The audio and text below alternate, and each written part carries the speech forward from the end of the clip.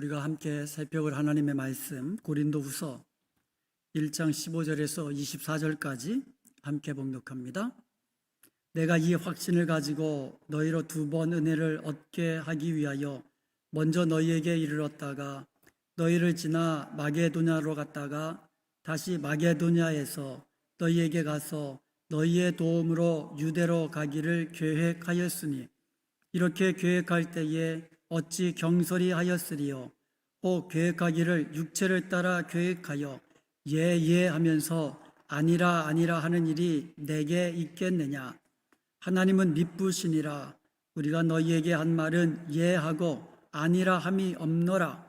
우리 곧 나와 실로아누와 디모데로 말미암아 너희 가운데 전파된 하나님의 아들 예수 그리스도는 예 하고 아니라 함이 되지 아니하셨으니 그에게는 예만 되었느니라.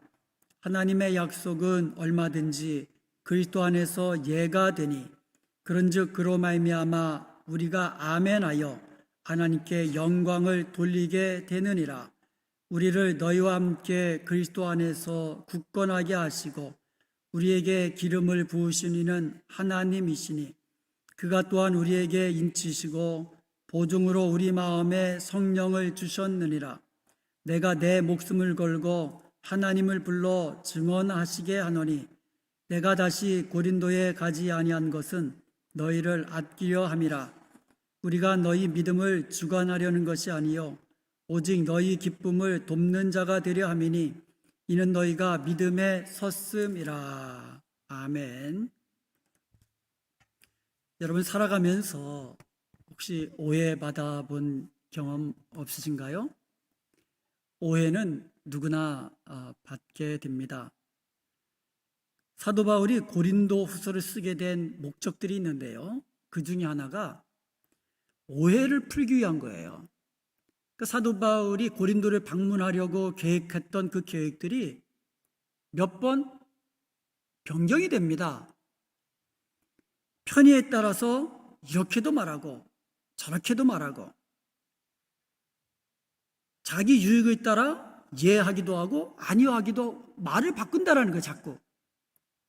이러한 오해는요, 바울을 반대하는 사도직을 특별히 부인하는 거짓 교사들과 그에 동조하는 무리들에 의해서 이와 같은 공격이 고린도 교회에 일어났던 거예요. 그들은요, 바울이 고린도를 방문하겠다고 한 그 계획이 몇 번 이렇게 막 바뀌는 것을 보고는 바울은 신실하지 못한 사람이다. 바울의 말은 진실성이 없다. 이렇게 공격을 한 거예요. 여러분 오해를 받을 때 어떻게 하십니까? 우리가 오해를 받으면 어떻게 해야 될까요? 하나님은 아시니까 이렇게 하고 넘어가야 될까요? 아니면 오해를 풀기까지 끝까지 자신의 결백감을 주장하면서 그렇게 해야 될까요? 우리는 오해를 받을 때에 진실을 알기 원하는 사람이 있고 그리고 나를 믿어주는 사람을 위해서라도 한 번은 설명을 해야 합니다. 왜냐하면 오해를 받는 사람도 아프지만 오해하는 사람도 그 마음이 편하겠어요. 그렇기 때문에 오해는 한 번은 설명을 해줘야 됩니다. 그런데요, 한 번 이렇게 설명하고 오해가 풀리지 않으면 어떻게 합니까? 그때는요, 올바르신 심판관 되시는 우리 하나님께 맡기고 잠잠하면서 기다리면서 그렇게 지내야만 하는 거예요. 오해가 풀리지 않았다고 끝까지 자기를 주장하고 자기의 결박함을 주장하고 자기 입장을 내세우다 보면은요, 분쟁이 일어나기 쉽습니다. 그래서 우리가 오해를 풀 때에는 정말 나의 입장, 나의 생각, 그리고 나에 대한 것을 가지고 설명을 해야지 다른 사람을 끄집어들여 가지고 누구 때문에 이런 식으로 그래서는 안 되고요. 항상 자기의 입장을 설명하고 그렇게 맡겨야 되는 거예요. 그래서 안 풀리면 그때는 하나님께 맡기고 잠잠하는 것이 옳다고 생각합니다. 사도 바울은요, 자신이 오해를 받고 있는 그런 상황에서 자신이 고린도 방문 계획을 변경해야만 했던 이유를 설명해 주고 있습니다. 자, 그러면 바울이 첫 번째 고린도를 방문했던 계획에 대해서 먼저 살펴보겠습니다. 고린도전서 16장 5절에서 9절에 보면 내가 마게도냐를 지날 터이니 마게도냐를 지난 후에 너희에게 가서, 8절에 보면 내가 오순절까지 에베소에 머물려 함은, 그러니까 바울이 지금 에베소에 있는 거예요. 에베소에 있으면서 오순절까지 머물겠다는 거예요. 그리고 나서 어디로 간다고요? 마게도냐를 지나서 고린도로 가겠다는 거예요. 여러분 지도를 보시면 알겠지만 에베소는 일단 뭐 소아시아 지역, 터키 반도 지역이잖아요. 거기서 오순절까지 머물다가 그리고 마게도냐는 여러분 그 빌립보 지역 있죠? 그 빌립보가 있는 그 지역이에요. 그래서 이 마게도냐를 거쳐서 고린도로 내려가겠다, 이렇게 계획을 했어요. 그 계획을 고린도전서 16장 5절 이하에서 알려준 거예요, 고린도 교회 성도들에게. 그런데 이 계획이 갑작스럽게 변경되었어요. 여러분 지도를 보시면 알겠지만 에베소에서 마게도냐를 거쳐서 고린도로 가려고 했는데 이게 변경이 됐어요. 어떻게 변경되냐면 에베소에서 곧바로 고린도로 간 거예요, 배를 타고. 왜 이렇게 갑작스럽게 가게 됐느냐? 이것을 고통스러운 방문이라고 우리가 일컫는 그런 방문이에요. 바울이 3차 선교 여행 때 에베소에 있을 때에 고린도 전서를 써서 디모데 편에 보냈어요. 근데 고린도 전서는 여러분 아시겠지만 굉장히 고린도 교회에 여러 가지 문제들이 많았잖아요. 그래서 그 문제들을 해결하려고 고린도 전서를 써서 보냈는데, 그리고 디모데로 하여금 그것을 전하면서 말씀을 가르쳐서 이제 잘 해결하고 오라고 보냈는데, 이게 이 디모데가 돌아와가지고 보고를 하는데 문제들이 사그러지기는커녕 더 심각하게 막 번져나갔다는 거예요. 그래가지고 바울이 그 상황 설명을 듣고는 급하게 계획을 변경해가지고 배 타고 마게도냐를 거쳐서 가지 않고 그냥 곧바로 고린도로 방문한 겁니다. 이것을 고통스러운 방문이라고 우리가 보통 말하는 거예요. 자, 이번에는 두 번째 고린도 방문 계획을 한번 보겠습니다. 오늘 본문 15절과 16절에 보면 내가 이 확신을 가지고 너희로 두 번 은혜를 얻게 하기 위하여 먼저 너희에게 이르렀다. 그러니까 두 번 방문하겠다, 두 번 가겠다는 거예요. 근데 그 두 번 가는 방문 계획이 뭐냐? 먼저 너희에게 이르렀다가, 그러니까 먼저 고린도로 갔다는 거예요. 그 다음에 16절에 보니까 너희를 지나 마게도냐로 갔다가 다시 마게도냐에서 너희에게 가서 너희의 도움으로 유대로 가기로 계획하였으나. 자, 이것을 한번 보면, 간단하게 보면요, 먼저 고린도로 갔다가 그 다음에 마게도냐로 가서 다시 고린도로 갔다가 유대로 가려고 그렇게 계획을 세워 놓았다라는 거예요. 자, 그런데 이 계획도 변경되었어요. 바울은요, 고통스러운 방문 기간 동안에 그 교회 안에서 자기를 반대하는 거짓 교사들과 그들의 동조하는 무리들로 인해서 마찰 그리고 분쟁이 일어나가지고요, 바울이 상처만 입고 돌아왔어요. 그리고 교회 또한 상처가 남아 있었어요. 그런 상황에서 에베소로 돌아온 거예요. 마게도냐로 원래는 갔다가 다시 고린도로 오려고 했는데 고린도에서 상처를 받고는요, 에베소로 그냥 돌아가 버린 거예요. 그리고 거기서 직접 고린도로 방문하는 것 대신에 편지를 씁니다. 이 편지를 무슨 편지라고 그랬죠? 눈물의 편지다. 우리 이제 지난 고린도 후서 성경 공부 앞편에 보면은 눈물의 편지가 나오잖아요. 그래서 눈물의 편지를 대신해서 디도 편에 보낸 겁니다. 그리고 디도를 기다리는데 디도가 오지를 않는 거예요. 그래서 걱정이 되잖아요. 그래서 에베소에 있다가 드로아로 가서, 드로아에 갔다가 마게도냐로 넘어갔는데 그 마게도냐에 있을 때 디도가 온 거예요. 그래서 디도가 와가지고는 기쁜 소식을 전한 거잖아요. 그래서 고린도 교회 성도들이 회개하고 그리고 바울을 다시 사도권을 인정하고 그의 가르침에 복종하고 뭐 이러한 분위기가, 그래서 바울이 기뻐하고 위로를 받고 격려를 받고 쓴 편지가 뭐예요? 고린도 후서예요. 그러니까는 바울이 원래 계획한 대로 고린도에서 마게도냐로 갔다가 마게도냐에서 고린도로 가서 유대로 가려던 계획이 갑자기 변경된 거예요. 그리고 에베소에 가서 다시 직접 방문하는 대신에 눈물의 편지를 써서 대신 방문 대신에 편지를 써서 보낸 거예요.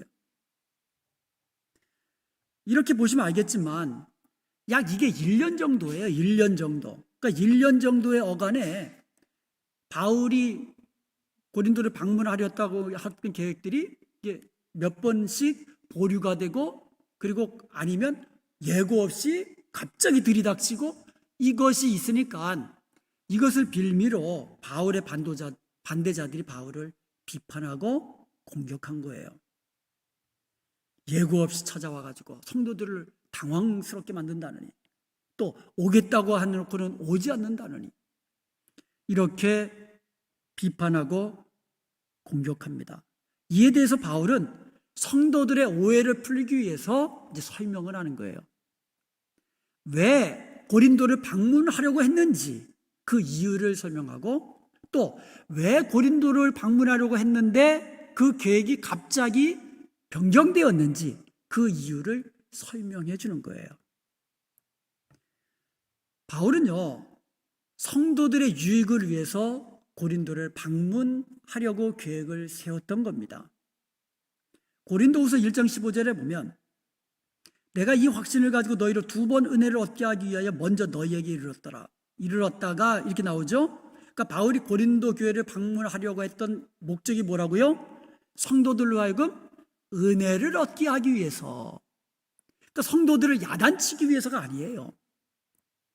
성도들을 책망하고 징계하기 위해서가 아니라 성도들에게 은혜를 얻도록 하기 위해서 고린도를 방문하려고 계획했다라는 거예요. 여기서 은혜라는 말이 헬라어로 카리스라고 합니다. 카리스는요, 하나님께서 값없이 주시는 그 은혜, 선물, 이것을 카리스라고 하거든요. 근데 여기서는 그런 의미보다도 바울의 방문을 통해서 성도들이 얻게 될 영적인 유익, 이것을 카리스, 은혜라고 이해하면 될 것 같습니다. 그리고 그 영적 유익은요, 바울이 일방적으로 베푸는 것이 아니라 성도들의 참여함을 통해서 얻게 되는 것이라고 16절에서 밝히고 있어요. 16절에 보면 너희를 지나 마게도냐로 갔다가 다시 마게도냐에서 너희에게 가서 너희의 도움으로 유대로 가기로 계획하였으니, 2번 은혜를 얻기 위해서 너희들에게 이제 가려고 했다 그랬는데, 그 은혜를 얻는 방법이 뭐냐? 고린도에 가서 너희들의 도움으로 유대로 가기로 계획했다. 그러니까는 구체적으로 말하면 바울이 고린도에 가서 고린도 교회 성도들의 도움으로, 그들의 뭐 선교 헌금이죠. 선교 헌금으로 선교 여행에 필요한 경비를 조달하도록 그렇게 계획했다라는 거예요. 실제로 고린도 교회 성도들은요, 예루살렘 교회가 그 당시 기근으로 큰 어려움이 있었거든요. 그래서 그 예루살렘 교회를 돕기 위해서 바울이 여러 교회 다니면서 부재헌금을 이제 독려를 했잖아요. 그래서 고린도 교회도 그것을 요청을 했거든요. 그런데 고린도 교회 성도들이 바울의 그러니까 부재헌금 요청에 어떻게 동참했느냐 하면 아주 후하게, 그리고 풍성하게, 그리고 너그럽게 연보함으로써 하나님께 영광을 돌렸다, 이렇게 나와요. 3번이나. 그것도 고린도후서 8장 2절, 9장 11절, 9장 13절 3번에 걸쳐서 자신도 넉넉하지 않은 상황에서 풍성하게 헌금했다 이거예요. 너그럽게 헌금하겠다. 후하게 헌금해서 하나님께 영광을 돌렸다. 이렇게 반복해서 이야기합니다. 여러분, 이 은혜는요, 목사인 제가 일방적으로 끼쳐드리는 게 아니잖아요. 성도들의 동참을 통해서 은혜를 받는 것이다. 이렇게 말하는 거예요.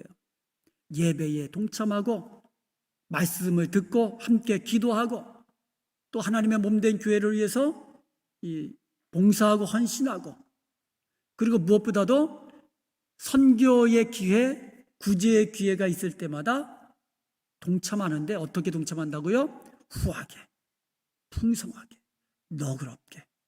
이것이 바로 하나님께 영광을 돌리고 영적인 유익을 얻는 축복의 기회다. 이렇게 말씀하고 있는 겁니다. 그러므로 우리 사랑하는 우리 성도 여러분, 우리에게도 축복의 기회는요, 하나님께서 우리에게 주실 때가 있거든요. 그 축복의 기회가 뭐라고요? 섬길 수 있는 기회, 선교에 동참할 수 있는 기회, 그리고 구제에 동참할 수 있는 기회. 이때가 되면 더 열심히 동참하고 협력하고 기도하고 헌금하고, 그래서 이것이 하나님께 영광이 되고 또 여러분에게는 영적인 성장과 성숙을 가져오는 또 하나님께로부터 은혜와 축복을 받는 놀라운 기회인 것을 기억하고 함께 은혜 받는 일에 사모하는 저와 여러분 되시길 주님의 이름으로 축복합니다. 그런데 이런 바울의 방문 계획이 보류가 됐잖아요. 고린도를 갔다가 마게도냐를 갔다가 고린도를 가서 고린도 교회 성도들의 선교 그 후원을 통해서 유대로 가려고 계획했던 이 계획이 완전히 변경되고 보류됐잖아요. 그런데 그 이유가 뭐냐? 성도들을 아끼는 마음에서였다. 이렇게 해명한 겁니다. 1장 12절에 보면 내가 내 목숨을 걸고 하나님을 불러 증언하시게 하노니 내가 다시 고린도에 가지 아니한 것은 너희를 아끼려 함이라. 그러니까 바울이 고린도 교회로 가서 교회가 더 은혜스럽고 풍성한 은혜를 나누고 기쁨을 나누고 감사함이 넘치는 그런 방문이 되어야 되는데 그런 마음에서 가려고 하는데 그게 안 됐다는 얘기예요.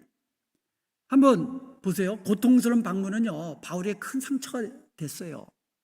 그렇게 상처받은 그 상태에서 또 성도들도 또 상처받았잖아요. 바울을 반대하는 무리들로 인해서도 그렇지만 기존에 있는 성도들도 야, 이거 바울 편 들어야 되나? 아니면 이건 뭐 또 이 사람들 말이 옳은 거 아니야? 이 성도들도 마음이 이게 참 혼란스럽거든요. 그런 상황에서 다시 바울이 고린도 교회를 방문하면 무슨 일이 일어납니까? 바울도 굉장히 열정이 있는 사람이잖아요. 그러니까 사도적 권위를 가지고 막 징계하고 책망하고 야단치고 이런 일이 벌어지면 이건 더 큰 문제가 되잖아요. 그래서 이 바울이 당신들을 아끼는 마음에서 내가 방문이 연기되거나 보류한 것이다. 이렇게 이야기하는 거예요. 직접 방문하기보다는 편지로 대신하고 그리고 성도들로 하여금 스스로 자신을 돌아볼 수 있는 시간을 주고 또 깨달을 수 있는 기회를 주려고 했던 거예요. 그러니까 시간 두고 천천히 한번 돌아보면서 한번 깨달으라 이거예요. 그러면서 눈물의 편지를 대신해서 보냈던 거예요. 그리고 바울은요 17절에서 20절까지 자신이 방문 계획을 변경한 것에 대해서 좀 더 구체적으로 설명을 하는데요. 17절에 보면 이렇게 계획할 때에 내가 어찌 경솔히 하였으리요. 혹 계획하기를 육체를 따라 계획하여 예 하면서 아니라 하는 일이 내게 있겠느냐. 여기서 육체, 사락스 1장 12절에서 살펴보았죠. 이것이 부정적인 의미로 쓰일 때에는 그러니까 자기라는 어떤 죄악된 본능을 따르는 상태, 이것이 육체라는 거예요. 이게 부정적인 의미예요. 자연적인 본성, 죄악적인 자신의 어떤 죄된 욕구를 따르는 것, 이게 육체거든요. 그러므로 내가 육체를 따라 계획한다는 건 뭐예요? 나의 유익이라는 거예요. 나의 유익, 개인적인 이익을 따라, 그리고 기회주의적으로 쉽게 그냥 예 그래 놓고는 아니요 이런 것을 말하는 거예요. 바울은요, 예 아니요를 2번 쓴 거예요. 예 하면서 아니요라 한 일이 있겠느냐. 이 말은 뭡니까? 바울은 육체를 따라서 자기 유익을 따라 기회주의적으로 예 하고는 뒤돌아서 아니요 한 적이 없다라고 강조하면서 이야기한 거예요. 나는 나의 유익을 따라 예 해놓고는 상황이 따라서 내 유익을 따라 아니요 한 적이 없다라는 거예요. 오로지 성도들의 유익을 따라서, 그리고 성도들에게 은혜를 끼치는 방향으로만 했지, 예 해놓고 내 유익을 따라 아니오라고 한 적이 없다, 이렇게 설명을 하는 겁니다. 그래놓고 자신의 진실함을 증언해줄 증인으로서 하나님을 불러오는 겁니다. 1장 18절에 보면 하나님은 미쁘시니 우리가 너에게 한 말은 예하고 아니라 함이 없느니라. 하나님은 미쁘시니, 이 말은 헬라어로 피스토스 호 데오스 호티라고 하는데요, 이거는 어떤 그 맹세를 위한 수거적 표현이에요. 그러니까 신실하신 하나님처럼 이렇게 이런 의미로 쓸 수도 있고요.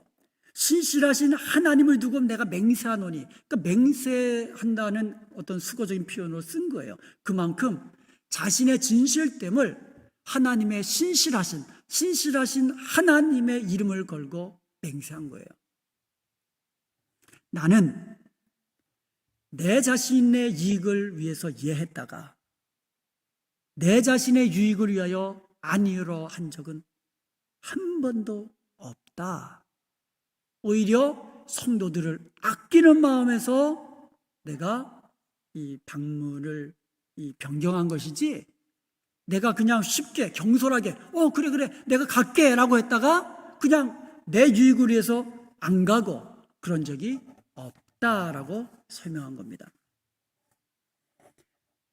근데 여기서 질문이 있잖아요. 성경에 보면 하늘을 두고 맹세하지 말라는 거잖아요. 하나님의 이름을 걸고 바울이 지금 맹세하는데, 아니 바울이 자기의 진실성을 증명하기 위해서 하나님을 불러가면서 하나님의 이름을 걸고 그렇게 맹세까지 하면서 자신의 진실됨을 증명하려고 할 필요가 있겠는가? 이거 좀 지나치지 않느냐라고 생각할 수도 있잖아요. 아니 그냥 내가 맹세한다 그러면 되지, 왜 하나님 이름을 걸고 맹세까지 하느냐 이거죠. 그런데요, 여기에는 중요한 이유가 있기 때문에 그래요. 만약에 바울이 신실하지 못하다면 그것이 바울의 인격, 신실하지 못한 바울의 인격에만 국한되는 게 아니에요. 바울이 전했던 복음, 여기에도 심각한 문제를 야기시키기 때문에 그래요. 바울이 전했던 복음의 신실성마저, 바울이 전했던 복음의 진실함마저도 훼손되기 쉽다라는 거예요. 한번 생각해 보세요. 아니, 저 사람은 믿을 수 없는 사람이야. 그러면 어떻게 돼요? 그 사람이 하는 말 또한 믿지 못한다 이렇게 되잖아요.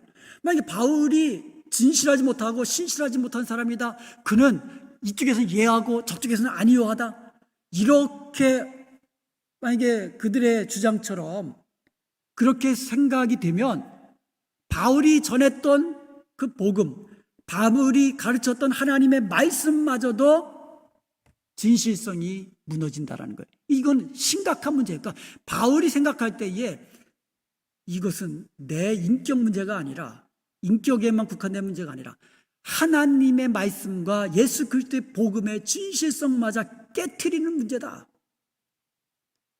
그래서 바울은 이 문제에 대해서 하나님의 신실성을 가지고 맹세하면서 나는 예했다가 아니요 한 적이 없다. 자신의 신실함을 그렇게 설명했던 것이에요. 여러분, 우리 크리스천들이요, 신실해야 되는 이유가 바로 여기 있는 거예요. 이 크리스천들, 그러니까 이 성도의 삶은 하나님의 성품을 반영하는 거예요. 그러니까 성도들이 신실하면 신실하신 하나님을 나의 인격을 통해서 보여주는 거거든요. 그런데 성도들이 거짓말하고 앞에서는 예하고 뒤에서는 아니요하고 일구이원하고 막 이러면 하나님의 성품이 어떻게 되는 거예요? 어떻게 보여져요? 내가 믿는, 내가 전하는 그 하나님이 그 세상 사람들에게 어떻게 보이겠느냐 이거예요. 우리의 신실성에 의문이 되잖아요. 그러면 우리가 전하는 예수 그리스도의 복음마저 그 진실성이 전달되지 않는 거예요. 그러면 우리는요, 어떻게 살아야 됩니까? 저 사람 말이라면 믿어도 돼. 이 일, 저 사람이면 맡겨도 돼. 왜 다른 사람에게 맡기기 어려운 문제 있잖아요. 회사에서나 뭐 어떤 사회단체에서도 그냥 정말 맡기기 어려운, 진짜 진실되고 신실하고 정직한 사람에게만 맡길 수 있는 일들이 있잖아요. 그런 일들은 이 사람에게 맡기면 돼. 이 사람에게 맡기면 틀림없어. 이러한 이 신실성을 우리가 인정받아야 되는 거예요. 그럴 때에 우리가 전하는 예수 그리스도의 복음, 이 또한 진실함으로 저들에게 보여지는 줄로 믿습니다. 특별히 교회의 사역자들은, 목사라면 더하죠. 목사가 정말 신실성에서 목사가 인정받지 못하면 그건 큰 문제죠. 매번 설교하는데 이 설교하는 사람의 진실성이 문제가 된다면 그거는 정말 큰 문제거든요. 교회의 중직자들도 마찬가지예요. 밖에 나가서 남들이 다 알거든요. 장로님, 권사님, 집사님 다 아는데 그들의 입에서 막 그냥 거짓말 나오고 오늘은 이랬다가 내일은 저렇게 했다가 막 그러면 이게 문제가 되는 거예요. 그래서 우리는 항상 크리스천으로서 진실됨과 신실함에 있어서 세상에서 인정받아야 될 줄로 믿습니다. 바울이 그것을 걱정했기 때문에 하나님의 이름을 두고 맹세까지 하면서 자신의 진실됨을 설명을 한 거예요. 실제로 거짓 교사들은요, 바울이 전한 복음, 바울이 가르친 복음은 심각한 문제가 있다라고 하면서 비방을 했거든요. 실제로 그랬어요, 거짓 교사들이. 그래서 거짓 교사들이 다른 복음을 전했다 그러거든요. 이게 먹혔던 이유가 뭡니까? 바울은 진실되지 못한 사람이야 라고 주장하면서 바울이 전했던 복음과 다른 복음을 전하거든요. 이런 문제가 실제로 고린도 교회에 발생했던 거예요. 그래서 바울은요, 불가피하게 자신의 사역의 진실성을 계속해서 반복해서 설명하는 이유가 바로 여기 있는 거예요. 그 중에 하나가 19절에서 20절이에요. 자신이 전한 복음은 진실하다 이거예요. 그러니까 그 전에는 내가 신실하다, 나는 신실하다, 이것을 증명하려고 노력했죠. 그 다음에는 바울이 자기가 전했던 복음이 진실하다라는 것을 또 한번 재확인시키려고 노력하는 거예요. 자, 19절을 보면은요, 우리 곧 나와 실로아누와 디모데로 말미암아 너희 가운데 전파된 하나님의 아들 예수 그리스도는, 그러니까 고린도 교회에서 바울이 가르쳤고 실로아누가 가르쳤고 또 디모데도 가르쳤다라는 거예요. 이렇게 우리가 가르친 예수 그리스도는 하나님의 아들이라는 거예요. 그러니까 하나님의 아들 예수 그리스도는 예하고 아니라 함이 되지 아니하셨으니 그에게는 예만 되었느니라. 그러니까 예수님은 예하고 아니라 한 분이 아니라는 거예요. 그리스도는 예만 되었다라고 이야기합니다. 이게 뭡니까? 바울이 전한 복음은요, 예수 그리스도께서 하나님의 모든 약속을 다 즉 성취하셨다라고 이야기하는 거예요. 이 사실은 19절에서요, 예수 그리스도를 하나님의 아들로 칭한 데서 우리는 알 수가 있어요. 구약에서는요, 하나님의 아들이 메시아로 오실 것을 말씀해 주었잖아요. 신약에서는 예수 그리스도께서 바로 구약에서 오시기로 한 하나님의 아들 메시아 그분이다. 이것을 이야기하는 거예요. 그래서 하나님의 아들 예수 그리스도. 자, 예수 그리스도께서 이 땅에 오셔서 십자가에 죽기까지 예 하면서 하나님께 완전히 순종함으로써 하나님의 모든 약속, 구원의 약속을 다 성취하셨다. 이것을 이야기하는 거예요. 고린도서 1장 20절에 보겠습니다.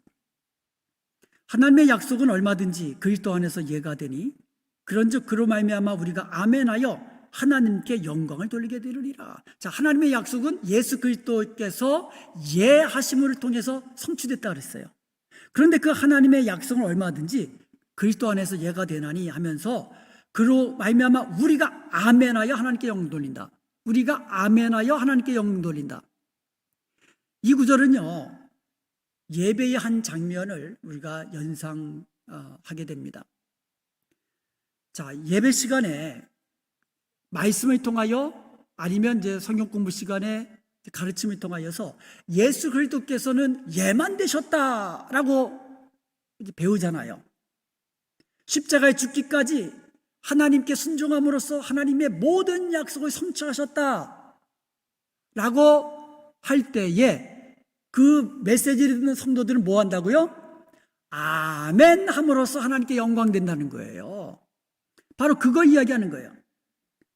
하나님의 모든 약속이 그리스도를 통하여 예가 되었다, 즉 성취되었다고 선포될 때에 성도들이 아멘 함으로써 하나님의 모든 약속을 우리도 함께 받는 자가 되고 하나님께 영광을 돌리는 자가 된다는 거예요. 이 아멘이라는 말이 그래서 이만큼 중요한 거예요. 믿어질 때 아멘, 우리의 소원을 아뢰을 때도 아멘, 아멘이 찬양할 때에도 아멘 하면서 하나님께 영광이 된다는 거죠. 내가 드리는 찬양을 내 입으로 아멘함으로써 그것을 통해서 하나님께 영광이 된다는 거예요. 그래서 여러분, 우리 교회가요, 정말 아멘, 아멘을 잘하는 교회, 또 아멘 소리가 큰 교회, 이런 교회가 되기를 원합니다. 왜냐하면 아멘 그 자체가 내가 나에게 들리는 메시지에 아멘 함으로써 내가 그 메시지에 동참하고 메시지를 통한 하나님의 약속에 동참하고 하나님께 영광 돌리는 일이거든요. 그러므로 지금 바울이 하는 얘기는 뭐냐? 바울의 신실함을 부정하는 것은 바울이 전한 복음의 진실성을 부인하는 것이고, 그리고 고린도교의 성도들의 믿음까지도 부인하는 것이다. 이렇게 이야기하는 거예요. 이것은 다시 말하면 바울은 예하고 아니요 한 적이 없다. 즉 바울이 신실하기 때문에 바울이 전한 복음 또한 진실하고 바울을 통하여 들었던 고린도 교회의 믿음 또한 온전하다. 이것을 거듭거듭 주장하고 있는 거예요. 이렇게 그리스도를 통한 하나님의 약속이 성취됐다 그랬잖아요. 그 그리스도가 예함으로써 하나님의 약속이 성취되었는데 그로 인한 은총이 있다는 거예요. 그 네 가지를 설명합니다. 그리스도께서 예함으로써 하나님의 약속을 성취한 결과 우리가 어떤 은혜를 누리는가? 21절을 보면 우리를 너희와 함께 그리스도 안에서 굳건하게 하시고, 첫 번째로 어떤 은혜를 주신다고요? 굳건하게 하시는 은혜를 주신다는 거예요. 여기서 굳건하게 하신다라는 말은 현재형 분사예요. 계속해서 하나님께서 끊임없이 바울을 굳건하게 하시고, 고린도 교회 성도들을 굳건하게 하시고, 우리 은혜와 평강교회 성도들을 굳건하게 하시고, 아멘. 이것이 바로 예수 그리스도의 예되심을 통하여 하나님의 약속을 성취하심을 통하여 우리가 이런 굳건하게 하시는 은총을 지금도 계속해서 누리게 된다는 거예요. 그리고 21절을 보면 계속해서 보면 우리에게 기름을 부으신 이는 하나님이시니. 두 번째 은총이 뭐예요? 기름 부으셨다는 거예요. 하나님께서 이 기름 부으신다는 말은요, 구약시대에 왕이나 대제사장이나 선지자들에게 직분을 주어서 그 사역을 시작하게 하실 때에 기름을 붓는 거거든요. 즉 하나님께서 바울에게 사도직을 시작하게 하면서 기름을 부으셔서 사도직을 감당하게 하셨다라는 거예요. 그런데요, 바울뿐만이 아니라 우리에게 그랬거든요. 저와 여러분은 하나님께서 기름을 부으셔서 하나님 나라를 위한 사역에 동참하게 하신 줄로 믿습니다. 우리를 동역자 삼으셨다는 거예요. 하나님께서 하나님의 나라를 건설하는 데 있어서 바울에게 기름 부으시고 고린도교회 성도들에게 기름 부으시고 우리에게도 기름 부으셔서 하나님 나라 확장을 위한 이 사역에 우리도 동참시키셨다라는 거예요. 자, 그 다음에 22절에 보면 그가 또한 우리에게 인치시고, 세 번째 은총이 뭐예요? 인치시는 은총. 인친다라는 말은 하나님의 소유로 딱 인침받는다라는 그런 의미잖아요. 그러니까 인침받은 하나님의 백성, 하나님의 자녀들은 하나님께서 지키시고 하나님께서 인도하신다는 거예요. 하나님이 우리의 주인이시기 때문에, 하나님이 우리의 아버지시기 때문에 하나님께서 하나님의 소유된, 하나님의 자녀된 우리들을 끝까지 지키시고 인도해 주시는 줄로 믿습니다. 이게 세 번째 우리가 누리는 은총이에요. 네 번째 누리는 은총은 마지막 은총이죠. 22절에 보면 보증으로 우리 마음에 성령을 주셨느니라. 이 보증으로 우리에게 성령을 주셨다는 말은 성령의 보증이라는 말이에요. 성령이 곧 보증이고 하나님께서 우리에게 보증 삼아 주신 분이 성령이시라는 거예요. 여기서 보증이라는 말은요, 그 신약 성경에 3번 사용됐거든요. 그래서 아라본이라는 말인데요. 여러분 그 디파짓 아시죠? 디파짓, 어니스트 머니 있잖아요. 그래서 뭐 집을 산다, 아니면 뭐 물건을 내가 사고는 먼저 디파짓 걸고 뭐 나중에 뭐 페이먼을 한다든가, 뭐 다운페이하고 뭐 차를 살 때에 나머지 페이먼은 나눠서 한다든가 할 때에 그 디파짓 머니, 어니스트 머니, 다운페이 머니, 이런 것들이 보증이라는 말이에요. 이 말은 뭐냐 하면, 자, 디파짓을 했다는 얘기는 뭐예요? 풀 페이먼 할 때까지 내가 계속 페이먼을 하겠다는 거잖아요. 그게 첫 번째 페이먼이잖아요. 어떻게 보면 제일 큰 페이먼이고, 이게 뭐는 말이냐면 하나님께서 우리에게 축복을 약속해 주셨단 말이에요. 구원받은 하나님의 자녀들에게 천국을, 우리의 기업을, 또 각종 그 은혜들을 약속해 주셨는데, 끝까지 내가 지켜주겠다, 내가 끝까지 너를 인도하겠다, 이런 약속들을 주셨는데 그 보증으로 성령을 주셨다라는 거예요. 그러니까 성령은 첫 번째 받은, 어떻게 보면 하나님의 디파짓이에요. 그 이후로 계속해서, 그 이후로 하나님께서 약속하신 축복들을 계속해서 부어주시겠다라는 하나님의 약속의 보증으로 성령을 주셨다라는 거예요. 신약 성경에 3번 사용됐는데요.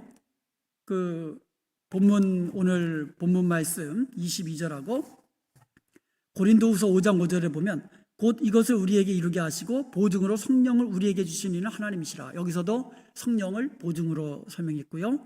그 다음에 에베소서 1장 14절에는 이는 우리 기업의 보증이 되사, 우리가 받을 기업의 보증이라는 말을 썼거든요. 그러니까 지금 내가 그 기업을 다 받은 게 아니잖아요. 우리가 천국을 다 받은 건 아니잖아요. 아직 우리가 구원의 확신은 있지만 정말 그것을 완전히 누리는 것은 우리가 주님 앞에 섰을 때 천국에서 누리는 거거든요. 아직 완전히 누리지는 못하고 있지만 보증은 우리가 받고 있다는 거예요. 근데 보증이 바로 성령님이시라는 거예요. 하나님이시라는 거예요. 하나님이, 성령 하나님 친히 보증을 서주셨기 때문에 이것은 확실하다라는 거예요. 예를 들어서 이 아들이 뭐 집을 사는데 좀 뭐 크레딧이 좀 부족하고 좀 돈이 좀 부족해요. 그러면 아버지가 내가 보증서 줄게. 보증서 주는 그 아버지가 그 집을 사고도 남는 그런 이 부자라면 확실한 거 아닙니까? 하늘과 땅을 창조하시고 또 창조하신 그 하늘과 땅을 보존하시고 지금까지 우리에게 그것을 누리게 하시는 그 하나님, 그 성령 하나님이 보증이 되셨다는 것은 확실하다는 거예요.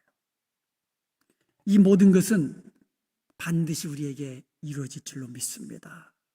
이 모든 은총이 예수 그리스도께서 예하고 아니라 하지 않았기 때문에, 예수 그리스도께서 십자가에 죽기까지 예하고 하나님께 순종하셨기 때문에 우리가 누리는 은총인 줄로 믿습니다. 이 은총들이 뭐라고요? 기름을 부으셔서 하나님 나라의 사역에 동참시켜 주시고, 우리를 인쳐 주셔서 우리를 지키시고 인도해 주시고 끝까지 책임져 주시고, 성령의 보증으로 우리에게 주셔서 약속하신 모든 것을 우리가 얻게 하시는 분, 그리고 지금부터 계속해서 끝까지 우리를 굳건히 세워주시는 그 은총이 바로 저와 여러분이 누리는 은총인 줄로 믿습니다. 우리가 이것을 믿는다면 우리도 예수 그리스도 안에서 예만 되는 삶 살기를 원합니다. 신실하고 진실되고 하나님이 말씀하시면 예하고 아니라 함이 없는 그러한 축복의 삶을 사는 저와 여러분 되시기를 주님의 이름으로 축원드립니다.